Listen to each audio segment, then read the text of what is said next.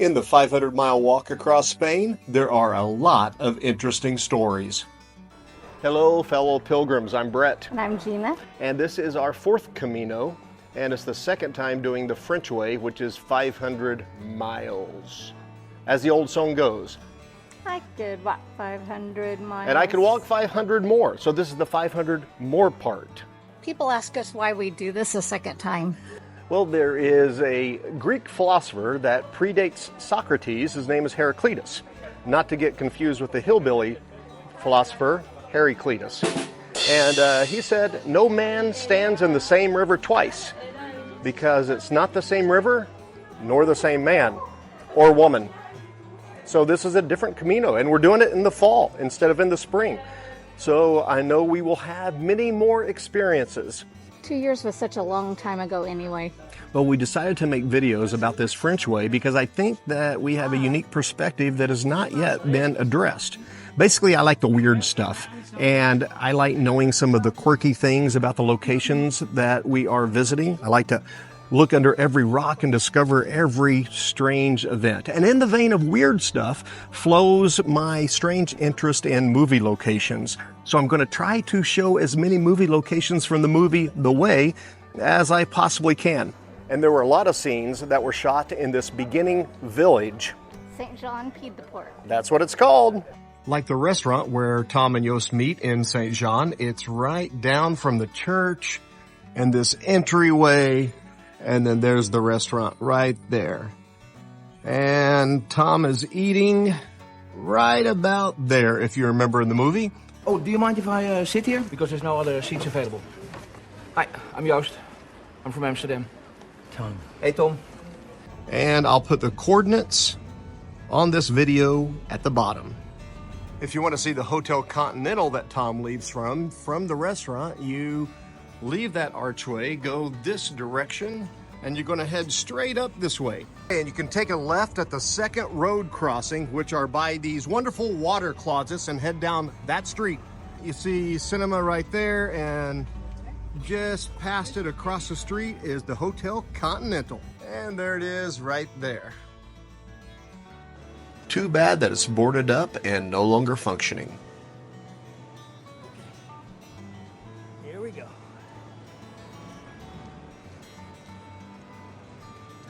One of my favorites is when the inspector comes to see Tom off and they walk underneath this archway. Another pep talk, Captain?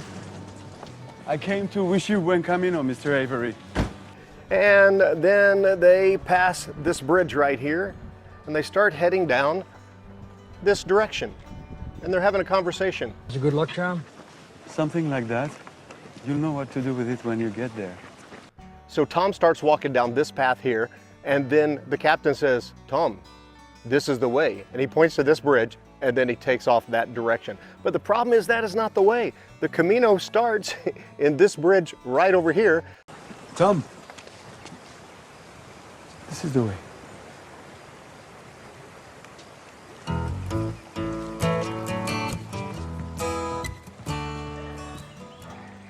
So the captain distracted him at the very beginning of his Camino. So it just goes to show you that you got to be careful about distractions on the Camino and watch for those yellow arrows, or use an app.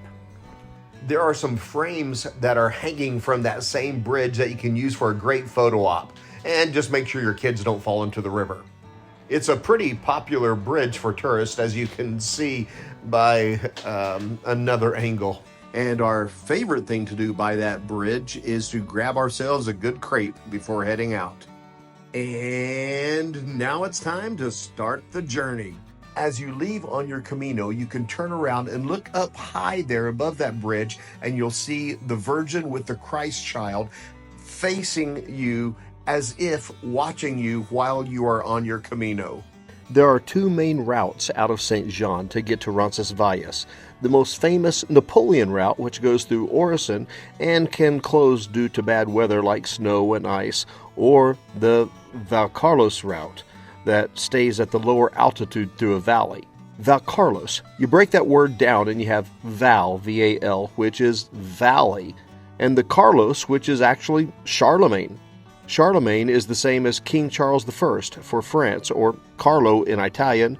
It's all the same person.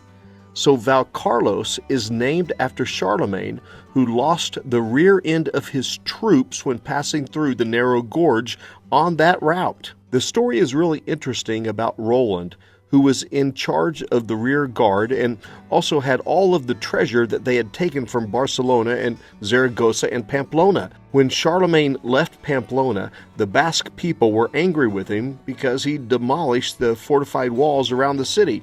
So as Charlemagne's troops were in single file passing through that valley, it was such a narrow gorge and a long distance, so he had no idea that the tail end of his troops were being attacked. And Roland, who was in the rear guard, blew his ivory trumpet horn called Oliphant so hard that legend says that he split the horn and also burst the vessels in his head, all in an attempt to call Charlemagne to come to his aid. When defeat was inevitable, Roland did not want his famous sword, Druendal, to fall into enemy hands.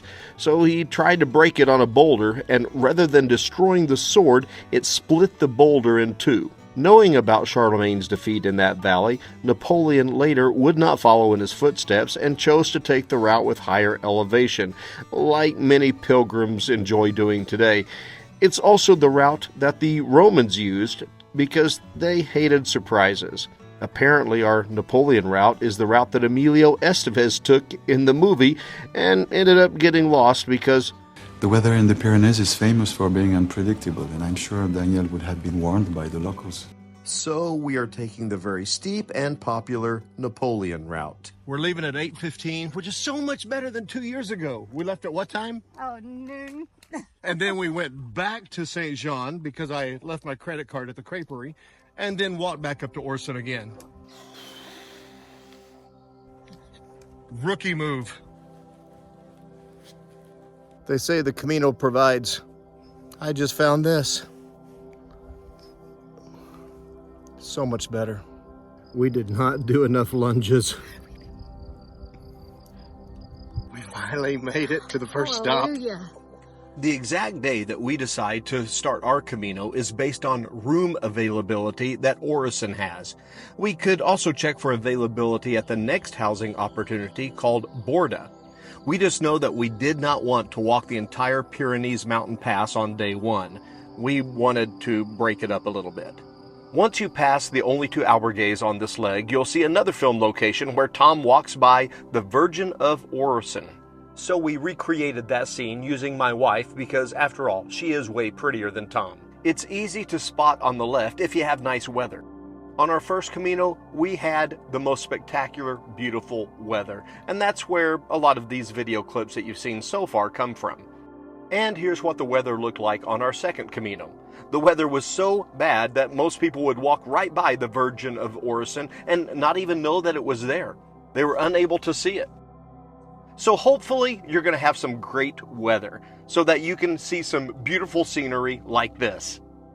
But if you have weather like we did, then it might look a little like this. Either way, it's going to be an awesome adventure for you. It quit raining. Inside.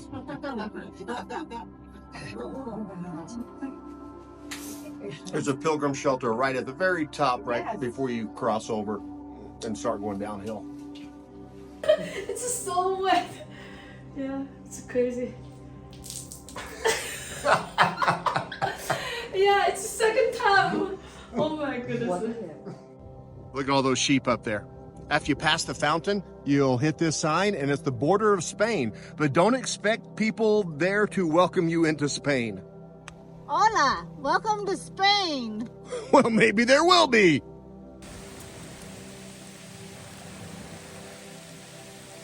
We just got a glimpse of Roncesvalles, and the sun finally came out for the first time today. It has been such a cold rain that it sleeted at one time and started bouncing off of our raincoats. A 12th century Latin hymn speaks in behalf of Roncesvalles and saying, Its doors open to the sick and well, to Catholics as well as to pagans, Jews, heretics, beggars, and the indignant, and it embraces all like brothers. So apparently everyone is welcomed in Roncesvalles. Other stanzas of the song describe how monks would wash the feet of pilgrims and cut their hair and trim their beards. But today you can get a reservation online if you feel like they won't have room for you. Next to the Capilla Sancta Spiritus, or like a church, there's a 12th century ossuary holding the bones of pilgrims that have died crossing the mountain. Fun fact, in Roncesvalles, guess what the population was in 2018? Guess, come on, guess. 200. 23. I think I could fit that many in a Volkswagen. Blows me away. They take care of all those pilgrims, and only 23 is the population. There's, 400 people stay every Oh, night? my goodness, there's lots. So basically, if they don't answer the phone, they're kind of busy. And this is the first mile marker that we've seen since leaving St. Jean, and it's right by the famous Santiago de Compostela 790-kilometer marker. I will walk 790 kilometers, and I will walk 790 more. On this Camino, we chose to stay in the next village. It's not too much further, maybe less than 3 kilometers. Leaving Roncesvalles, you go through this dense woodland area that you don't find out until you get on the other side of the woodland area, that apparently in the 1500s, witches used to have their meetings inside those woods. Yeah, what a great introduction to the Camino and to a spiritual journey that you might be taking. It's like you have to pass through the darkness to see the light. The wooded forest translates as Oakwood of the Witches. 9 people were burned at the stake for participating in witchcraft here. But there's nothing to be afraid of, because at the end of the path you'll see a white cross, Cruz Blanca, which was placed there in the 1500s for divine purification and protection against any of the witches' spells. But hey, this is the way of St. James. James might say, I don't need no cross for protection, because of what Jesus did for me on the cross. Colossians 2:15 says that Jesus broke demonic powers, so it's time to move on and keep walking. They might have started to downplay this association with witches, because a lot of that information at the end of the woods has been taken down. And even the mural that was clearly depicting a witch that we saw a few years ago, they seem to allow it to fade into oblivion. This town suffered a disastrous fire in the 14th century, and its economy was based on pilgrim trade and was known for its shoemakers and barbers.